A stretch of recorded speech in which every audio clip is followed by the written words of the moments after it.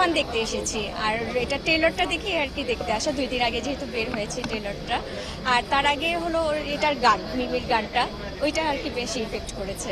তুফান নিয়ে কেন এত আগ্রহ প্রকাশ করছে, কি মনে করছেন দর্শকরা? এটা আসলে একটু অন্য প্যাটার্নের মুভি, শাকিব খানের তো অ্যাকশন মুভি, ওর লুকটাও আলাদা, তো লুকটাও পুরো ডিফারেন্স, তো এই কারণে বড় কিছু আশা করতেছে। তার মধ্যে হলো রায়ান মুভি, এই জন্য আরো বেশি আসছে। কখন হলে কখন টিকিট পেয়েছেন? 4:40-এ। 4:40 জি। সিনেমা দেখতে ঢুকবেন। জি। তো যেহেতু দুই বাংলায় ভালো আলোচনার তৈরি হয়েছে, কতটুকু প্রত্যাশা করতে সিনেমাটি নিয়ে, কেমন হবে? এখন প্রত্যাশা পারত অনেক সবাই।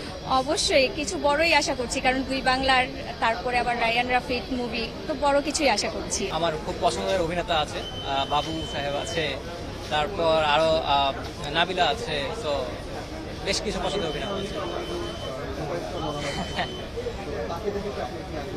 শাকিব খানের এটা হচ্ছে প্রথম মুভি আমার দেখা, এটা আমি আগে কখনো মানে ওনার কাজ দেখা হয়নি।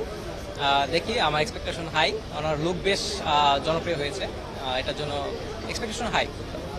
আর যেহেতু রায়হান রাফি আছে, আমার মনে হয় কাজটা ভালোই হবে।